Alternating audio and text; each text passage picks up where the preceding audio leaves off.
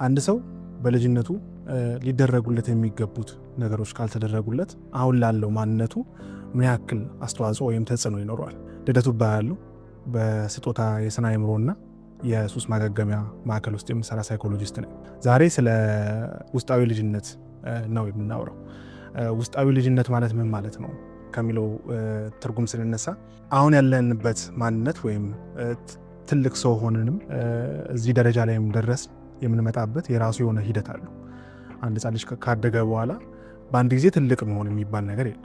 ብዙ ዓመታትን ሊያሳልፍ ይችላል። ከሕፃንነት ከዛ በኋላ ደግሞ ሲያደግ ደግሞ የእሳትነት ዘመኑ ወይም አዶለሰንት የምንለው ዘመን፣ ከዛ ወጣት፣ ከዛ እያለ እያረጀ ከዛ በኋላ ደግሞ ከዚች ዓለም ወደ መሰናበት ውስጥ ሊገባ ይችላል። ግን አሁን ላለንበት ማንነት ምን ያክል የሕፃንነት አስተዳደጋቸው ምን ያክል አስተዋጽኦ አለው ወይም ተጽዕኖ አለው የሚለውን ነገር መመልከት አለብን። እንግዲህ አንድ ሰው ሲወለድ ወይም አንድ ሕፃን ወደዚች ምድር ሲመጣ ሊያገኛቸው የሚገቡ ነገሮች አሉ፣ ፍላጎቶቹ።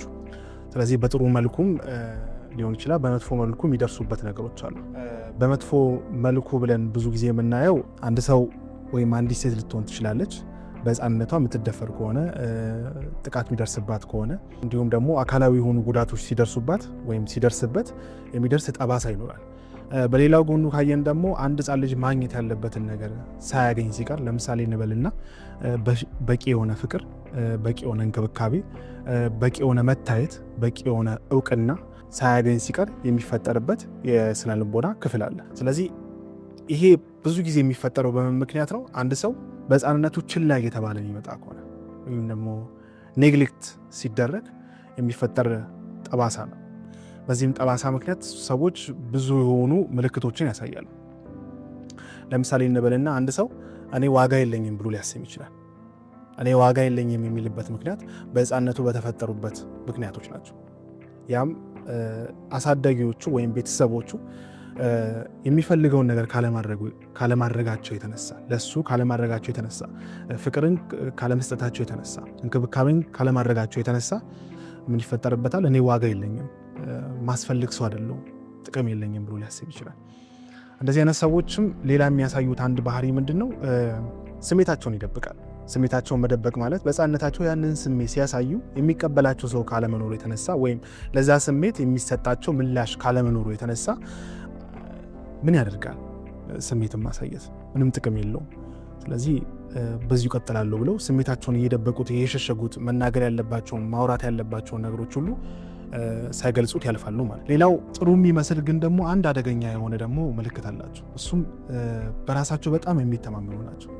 በራሳቸው በጣም የሚተማመኑበት ምክንያቱ ለነሱ የሚቆምላቸው ሰዎች ካለመኖሩ የተነሳ ወይም ደግሞ የሚያግዛቸው ሰዎች ቤተሰብ ሊሆን ይችላል፣ ጎረቤትም ሊሆን ይችላል፣ ማህበረሰቡ ላይ ያሉት ግንኙነቶች ለሱ የሚጋብዝ አይነት ካለመሆኑ የተነሳ እኔ ራሴን ማቆም ነው ያለብኝ፣ በሁለት እግሬ እኔ ብቻ ነው የምቆመው እያሉ በእያንዳንዱ የህይወት ሂደት ውስጥ ራሳቸውን ብቻ የሚያቆሙ ወይም ደግሞ ሌሎች ሰዎች እንዲያግዟቸው የማይፈቅዱ አይነት ሰዎች መሆን ይጀምራሉ። ስለዚህ እነዚህ ነገሮች የሚመጡት ብዙ ጊዜ ምንድን ነው?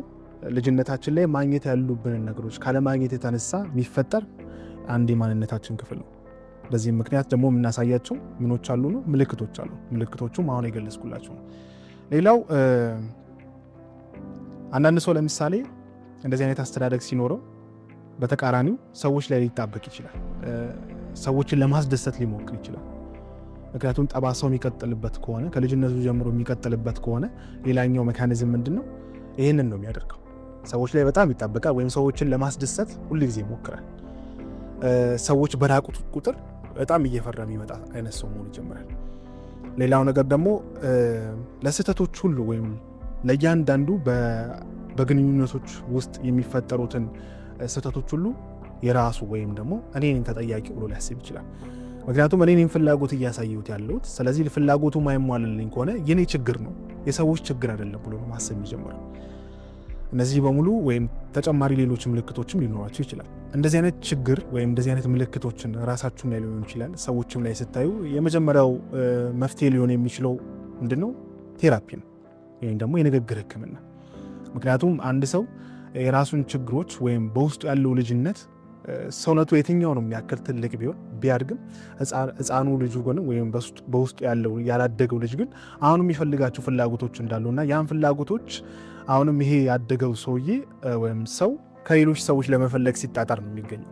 በዛ ምክንያት ነው ብዙ አይነት ችግሮች ውስጥ እየገባ የሚመጣው። ስለዚህ የመጀመሪያው ነገር ምንድነው? ይህንን አናውሌጅ ማድረግ አለብን ወይም ደግሞ እውቅና መስጠት አለብን። እውቅናው የምናገኘው ወይም እውቅናው የምንሰጠው በእኛ ውስጥ የሆነ ህፃን እንዳለና ያልተሟላለትን ፍላጎት አሁንም እንደሚፈልግ ማወቅ ላይ ያን የምናገኘው ምናልባት በቴራፒ ሊሆን ይችላል። ምናልባትም ደግሞ ውጭው ላይ ራሳችን ላይ በመስራት የምናገኘው ነገር ሊሆን ይችላል። ከእውቅናው ቀጥሎ ግን የንግግር ህክምናው የሚጠቅመው ምንድነው? እያንዳንዱን ፓተርን ወይም ደግሞ አስተሳሰባችን፣ ስሜታችን የተገነባበትን መንገድ ነው የምናውቀው። የሰው ልጅ መጽሐፍ አይደለ? አንድ ህፃን ልጅ ዲተርሚንድ የሚሆንበት ወይም ደግሞ ከፈጣሪው እዚች ምድር ላይ ሲመጣ ማግኘት ያለበትን ነገር ተጽፎበት ሊመጣ ይችላል። ወይም ደግሞ ባዮሎጂካሊ ያለን ነገር ነው። ባዮሎጂካሊ የምንፈልጋቸው ነገሮች አሉ፣ በተፈጥሮ የምንፈልጋቸው። ለምሳሌ ምግብ የሚያስፈልገን ነገር ነው። መጠጥ የሚያስፈልገን ነው። መጠለያ የሚያስፈልገን ነገር ነው። ትንሽ አለፍ ስንል ደግሞ ሴኪዩር መሆን እንፈልጋለን፣ ወይም በሰዎች በወለዱ ወይም በቤተሰቦቻችን መጠበቅ እንፈልጋለን። ከነሱ ፍቅርን ማግኘት እንፈልጋለን። ትንሽ እየሰፋ ሲመጣ ደግሞ አንድ ሰው የአንድ ጎሳ ወይም የአንድ ማህበረሰብ አካል መሆን ይፈልጋል።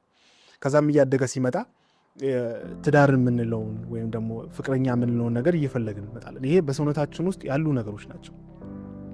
ስለዚህ እነዚህ ነገሮች ይዘንም ብንመጣም ግን እኛ ደግሞ በአብዛኛው ጊዜ ላይክ ብላንክ ስሌት ነን። እነዚህን ፍላጎቶች ይዘን ብንመጣ የሚጻፉብን ነገሮች አሉ። ስለዚህ ቤተሰብ እኛ ላይ ሊጽፍብን ይችላል። ጓደኞች እኛ ላይ ሊጽፉብን ይችላሉ። አስተማሪዎቻችን፣ ትምህርት ቤት የምናገኛቸው ሰዎች፣ ጎረቤቶቻችን፣ ማናቃቸውን ሰዎች ሊሆኑ ይችላሉ። ስለኛ የሚናገሩት ወይም እኛ ላይ የሚሰነዝሩት ሀሳብ ወይም ቃል እኛ ውስጥ የመጻፍና ያ ደግሞ ከሆኑ ጊዜያቶች በኋላ ፍሬ እያፈራ ህይወታችንን እየመራ የሚመጣ ነገር መሆን ይጀምራል። ስለዚህ አንድ ሰው ራሱን ካወቀ በኋላ ከቴራፒ ውስጥ የሚያገኘው አንደኛው ነገር ምንድነው? ይሄ ራሱን የሚያውቅበት ወይም ራሱን ዞር ብሎ የማንበብ ያክል መጽሐፍን እንደምናነበው ሁሉ ራሳችንን ማንበብ ማለት ነው። ይህን ሲያነብ የሚያገኛቸው ነገሮች ምንድነው? አንደኛው አሁንም ያ በውስጡ ያለው ውስጣዊ ልጅነቱ በውስጡ ያለው ልጅ ምን ይፈልጋል ነው? በሕፃንነቱ ያጣውን ነገር ይፈልጋል። ከዚህ ያንን ግን መስጠት ያለበት አሁን ላይ ከሌሎች ወይም ከሱ ቅጥር ውጭ ያሉት ሰዎች ዘንድ ሳይሆን ራሱን ማሳደግ ወይም ለዛ ፍላጎት ራሱን መስጠት አለበት። ትልቅ ከሆነ በኋላ አንድ ከሱ የሚጠበቀው ነገር ምንድነው? ኃላፊነት ነው። ኃላፊነቱ በውስጡ ያለውን ልጅነት ማሳደግ ማለት ነው። ስለዚህ ያ ትንሽዬ የሆነው ፍላጎቶች ያልተሟላለትን ህፃን ልጅ የማሳደግ ኃላፊነት ይሄ ሰው ላይ ይወድቅበታል ወይም ባለቤቱ ራሱ ላይ ይወድቅበታል። ስለዚህ ሪፓረንቲንግ የምንለው አንድ ቴራፒው አካል አለ። ያ ማለት አሁን ላይ ፍቅር የሚያስፈልገኝ ከሆነ ፍቅርን ለራሴ መስጠት መቻል፣ እንክብካቤ ከሆነ እንክብካቤውን ለራሴ መስጠት መቻል፣ መታየትን፣ እውቅናን ሊሆን ይችላል ለራሴ መስጠትን ያስፈልገዋል ማለት ነው።